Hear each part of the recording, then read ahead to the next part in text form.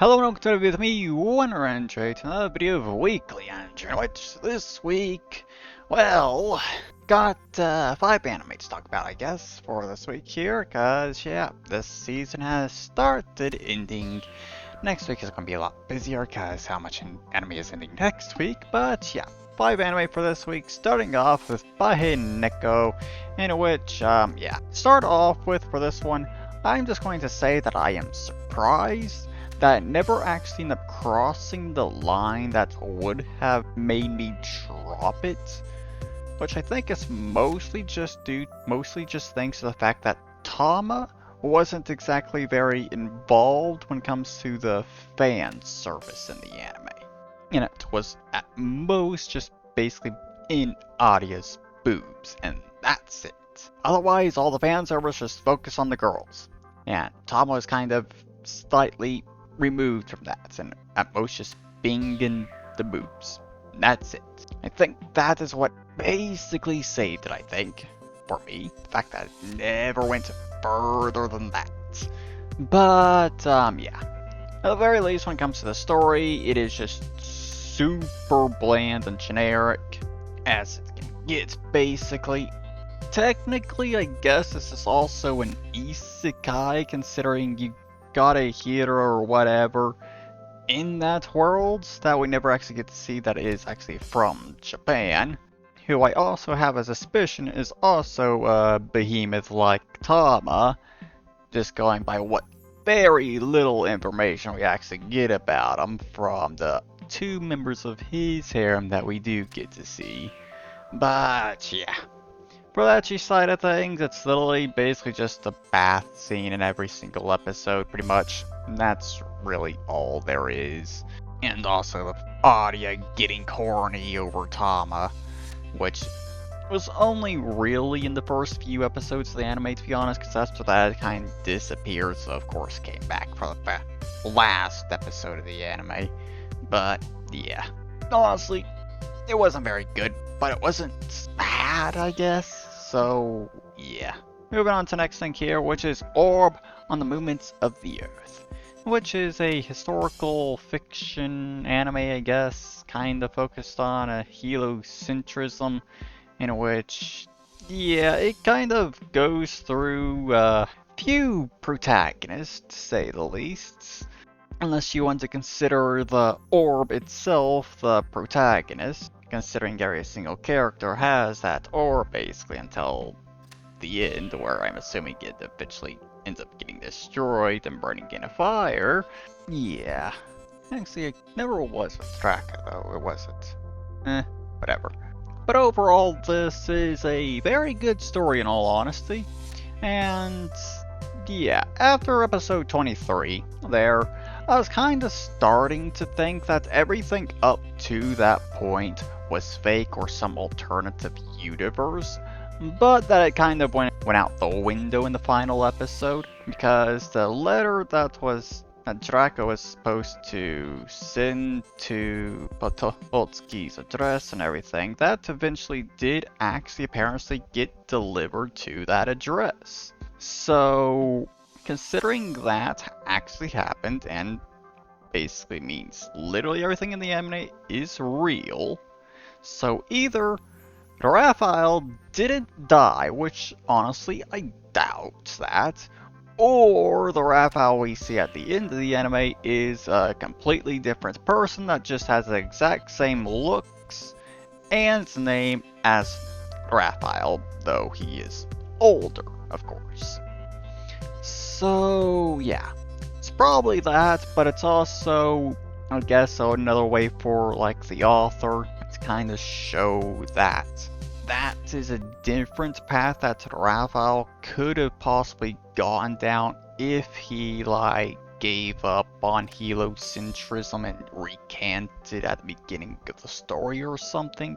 It's like that might be what's going on there, I guess, but the ending of that is kind of a bit confusing with all that stuff when it comes to Raphael there, but overall pretty good story, I guess. The only historical part of it, I guess, is literally just very into the anime where it kind of just starts studying history, kind of. otherwise it's not exactly historical, it's just pure fiction besides the end of it where it actually does become historical at that point. But yeah, that is that done, I guess. So moving on to Headhunted in Another World from Salaryman to Big 4. Which is another isekai anime, I guess, here. Which, honestly, this is basically just an office worker becoming one of the leaders of a demon lord's army. That's what it is. And everything else about it is just generic as hell, to be honest, and not really special at all. But overall, I guess it was good, but it's just one of those anime that, honestly, I could easily go without actually watching, considering, I probably wouldn't even remember it's in 3 months or something, to be honest. So, yeah, moving on to the next thing, which is I'm a noble on the brink of ruin, so I might as well try mastering magic. Which is another generic isekai anime, but at least with this one here, I kind of enjoyed it more than the average generic isekai anime, I guess. Which I think is mostly just thanks to the fact that it's just so simple, basically.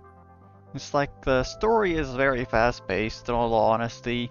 And the last time I actually talked about it on one of these episodes here, I think it was around episode 6, and at that point I was already kind of joking about how Liam would probably end up controlling the entire world in a few episodes or something. In which, honestly, I'm pretty sure Liam could control the entire world. I think he is powerful enough to do that, though I'm pretty sure he doesn't realize he is that strong himself yet. So, yeah. It's really just another generic isekai, I guess.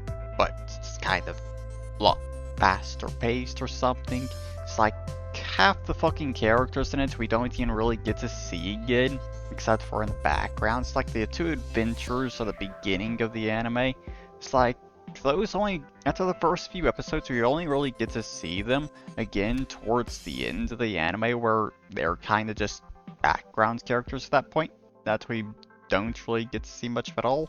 So yeah, that's kind of one complaint I kind of have for it, though, is the fact that characters kind of just disappear because they're no longer important. But yeah, moving on to the next thing, which is also going to be the last anime for this week, which is possibly the greatest Alchemist of all time, in which is once again another isekai anime. What a surprise!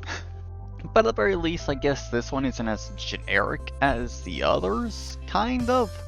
Though it is still pretty generic and everything, considering the only things that are even somewhat unique about it is just the basis of the story, I guess.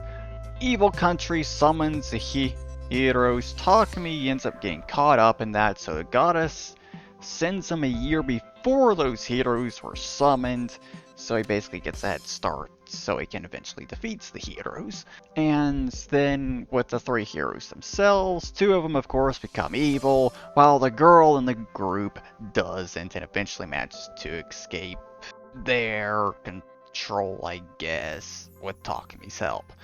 So yeah, those 2 kind of things there are really the only thing that's even somewhat unique about it, I guess. So yeah, it isn't exactly that good either, but yeah, it's kind of another generic isekai, to be honest, with Takumi getting a harem and everything there.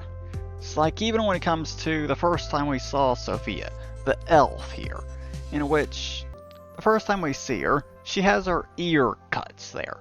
At that moment, the moment I saw that, it's like, huh, I wonder how she's going to fall in love with him. It's not like he could easily heal that ear for her or anything.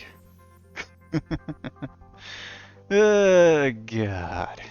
Seriously, everything is just so obvious how things are going to play out and everything. While it also has its stupid moments that basically every generic isekai has, pretty much.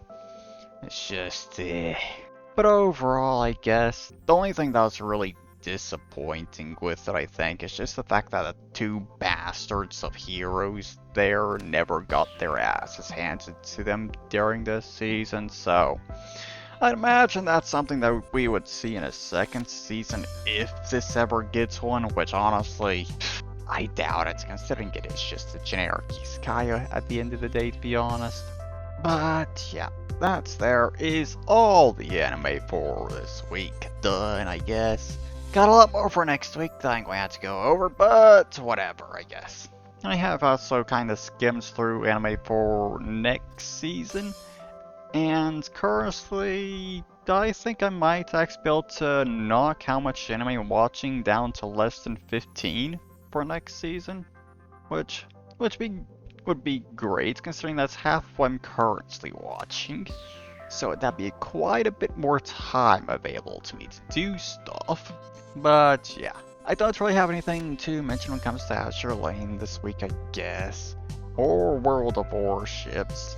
But with World of Tanks, though, my premium account has ended on there, and yeah, I was basically going to quit once that premium account ended, and that's basically exactly what I fucking did. Considering the next day after the premium account ended, I got on there, played through the games, lost every single fucking one of them, and decided just, yeah, that's fucking it. I'm not fucking done with this bullshit. Because from what I can tell when it comes to World of Tanks, if you really want to actually be good at the game, you have to put a ton of time into it, actually learning how everything fucking works, all the mechanics and all of that. It's like one perfect example from the last week, basically, with one of my battles there is, I'm in a light tank on, I don't actually remember the map on there, but American Tier 6 Tech Tree Light Tank there on one of those maps where you got a hill on one side of the map and kind of a valley on the rest of it's basically a valley. And you got that one train line just going down the middle for the most part over to one side. Then on the other end of the map, opposite the hill, you got a road going across the map with bushes lining along both sides. That's road, and that's basically where you go over to spot for all the tank destroyers, and everyone camping on each end of the map can go to spot. It's like I went over there, hidden along that long ass line of bushes, spotted the enemy light tank that came over there. I don't actually remember if my team actually even did any damage to that bastard while I still spotted there, but yeah, I ended up getting spotted, not because the enemy light tank came within proximity detection range, but because apparently ever so slightly the side of my tank was poking out the bush. It's like, how the fuck was I supposed to know my tank was ever so slightly poking out of the fucking bush? It's like, that there is a perfect example of why you need to put a shitload of time into this game to actually be fucking good at it. Considering the moment I got spotted there, I died. Instantly got shot by two enemies and got killed instantly. So yeah, I was not very happy with that at all. It's like, I was perfectly hidden in that fucking bush, but apparently I wasn't actually. Yeah. But yeah, I guess I'm basically done with World of Tanks at this point, so meh. Don't think I'm really going to be playing it all that much. Only got to tier 6 in the American Tech Tree. Played like half the tanks of that tier or something. Got 2 of them finished, both of the heavies. But yeah, there is it for this week, I guess. So yeah, I hope you've all enjoyed this video. I hope you all have a wonderful weekend, and I'll see you all in the next video. Bye bye.